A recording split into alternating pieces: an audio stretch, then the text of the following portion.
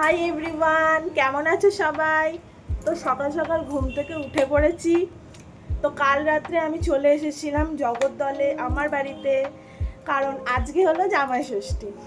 তো এই ব্লগটা করার বিশেষ কারণ হচ্ছে যে আজকে জামাই ষষ্ঠীতে আমরা কি কি প্রিপারেশন করলাম আর সারাদিন কীভাবে জামাই ষষ্ঠীটা এনজয় করলাম, পুরোটা জানতে হলে এই ব্লগটা শেষ অবধি দেখো। আর আমি গোটা জিনিসটা তোমাদের সাথে শেয়ার করার জন্য এই ব্লগটা বানাচ্ছি। তো স্টে টিউন। চলো নিচে যাই, দেখি কি কি হচ্ছে। তো এই দেখো, এখানে আমি নিচে এসে গেছি ওকে ডাকতে। এসে দেখি ও অলরেডি উঠে গেছে আর আমি সবার লেট ঘুম থেকে উঠেছি। এখানে ও ভাবছে আমি বোধহয় ওর ফটো তুলছি। ও বলছে তুলো না প্লিজ, বাট আমি ওর হালকা করে একটু ভিডিও করছিলাম। ও বলছে তুলো না, বাজে লাগছে। তো এই দেখো, এখানে অলরেডি সকালে অনেকটা লেট হয়ে গেছে আর এত রোদ বাইরে। তো জানি না কেন প্রত্যেকবার জামাই ষষ্ঠীতে ছোটোবেলা থেকে দেখে আসছি, মানে এত গরম পড়ে বলার কথা নয়। জানি না কেন, জানি গরমকালে অকেশনটা, বাট এত গরম পড়ে এই দিনটা, মানে কোনো একটা মানে বিশাল একটা মানে এটা একটা হয়ে গেছে যে পড়তেই হবে গরম।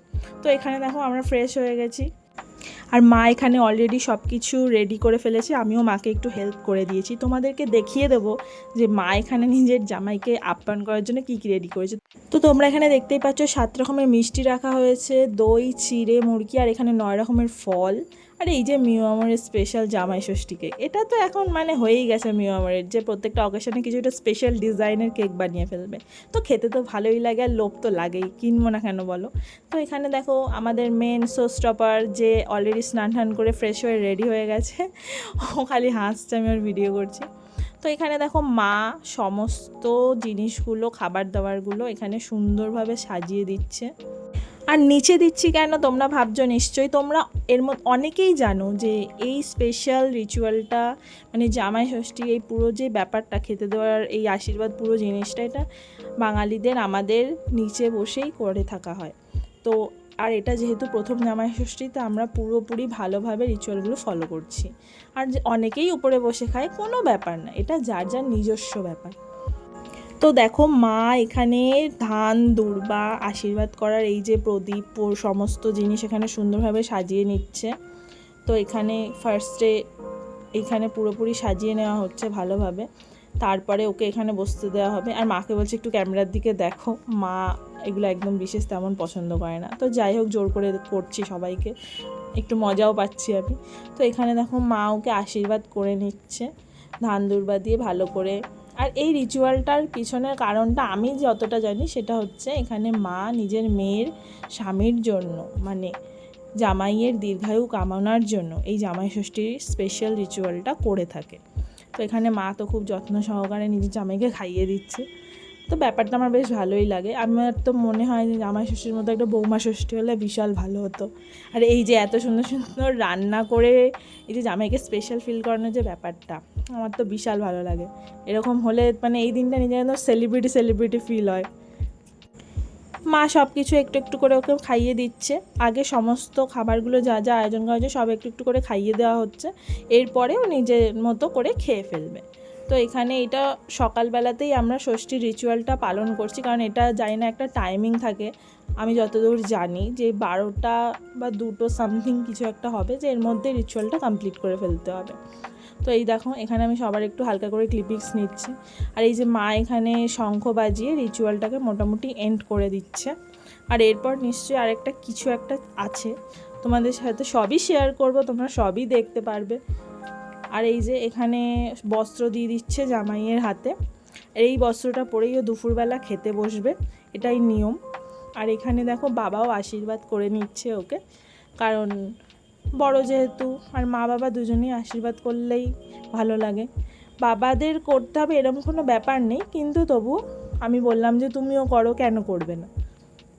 তো এখানে সেম প্রসেসে সব কিছু করা হচ্ছে, সব কিছু একটু একটু করে ওকে খাইয়ে দেওয়া হচ্ছে। তো পুরো জিনিসটা আমি তোমাদের সাথে শেয়ার করছি, তোমরা ভালোভাবে দেখো। আর যদি ভিডিওটাতে একটু কম বেশি ভুল হয়ে যায় ক্ষমা করে দিও বন্ধুরা, কারণ আমি তো নতুন, আমি নিজের মতোভাবে ভিডিও করার চেষ্টা করছি। আমি আশা করছি তোমাদের ভালোবাসা পেলে দিনে দিনে আরও ভালোভাবে আমি এটা করব। আর করতে করতে তো আরও জিনিসটা ইমপ্রুভ করবেই। তো এই দেখো সকালবেলার সমস্ত নিয়ম কানুন সমস্ত কিছু কমপ্লিট। এখানে আমি দুপুরবেলার সমস্ত কিছু মেনুতে যা যা থাকবে তার মধ্যে কিছুটা জিনিস বানিয়ে দিচ্ছি, কারণ মা একা সব পারবে না। আর এখানে দেখো আমি মাংসটাকে কষাচ্ছি, আর আমি আজকে একটু অন্যরকম মাংস করার চেষ্টা করছি, ধাবা স্টাইল চিকেন মশলা। এখানে দেখো মশলা দিয়ে অলরেডি মাংসটা আমার কষানো হয়ে গেছে। এটাকে এখন একটু হালকা ঢাকা দিয়ে রাখবো। আর হ্যাঁ, বলে রাখি, এটাতে আমি একটু দই দিয়েছিলাম। আর এই যে পাশের কড়াইটাতে আমি আরেকটা মশলা কষাচ্ছি, এটা মাছের জন্য। আমি ভেবেছি যে দই কাতলা বানাবো সেদিন, তাই জন্য। আর এখানে মাংসের মধ্যে গরম মশলা আমি দিয়ে দিলাম, আর এইটা অলরেডি মাংসটা হয়েই গেছে।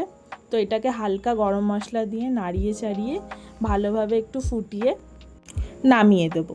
তো মোটামুটি একটু ঝোল রেখেছি যেহেতু সকলেই খাবে। আর এইখানে দেখো চিকেনের ঝোলটা আমি একটু গাঢ় রাখার চেষ্টা করেছি, কারণ বেশি ঝোল ভালো লাগবে না, আর চিকেনের কোয়ান্টিটিও কম যেহেতু। আর এখানে দেখো দই কাতলা অলরেডি আমার রেডি হয়ে গেছে। এখানে ওপর থেকে চেরা কাঁচা লঙ্কা ছড়িয়ে এটাকে আরেকবার আমি একটুখানি ঢাকনা চাপা দিয়ে রেখে দেবো জিনিসটা ভালোভাবে, তাহলে পুরো জিনিসটা হয়ে যাবে। তো এখানে দেখো মোটামুটি সব রেডি হয়ে গেছে, মাও পোর্টাল সব কিছু রান্না করে দিয়েছিলো। আর এখানে দুপুরবেলা ওকে খেতে দিয়ে দেওয়া হয়েছে। এখানে আইটেমগুলো দেখো, তোমরা পজ করে দেখতে পারো। এখানে ছিল দই কাতলা, চিকেন, মাটন, চাটনি, পায়েস, মিষ্টি, স্যালাড। আর এই যে এখানে ওকে আমি খ্যাপাচ্ছিলাম, বললাম তুমি একটু টেংরি খাও, তোমার একটা হালকা করে ক্লিপ নেবো। ও বলছে না না হয়েছে হয়েছে, মানে। আর এখানে দেখো ওকে হাসিয়ে দেওয়া হচ্ছে। তো যাই হোক, এভাবেই আমাদের জামাই ষষ্ঠীর দিনটা সুন্দরভাবে কেটে গেছিলো। তো পুরো ব্লগটা তোমাদের কেমন লাগলো কমেন্ট বক্সে অবশ্যই জানিও। আর আমার চ্যানেলটাকে প্লিজ প্লিজ সাবস্ক্রাইব করে দিও, তোমাদের ভালোবাসা পেলে খুব ভালো লাগবে। এখনকার মতো চলি, টাটা, সবাই ভালো থেকো।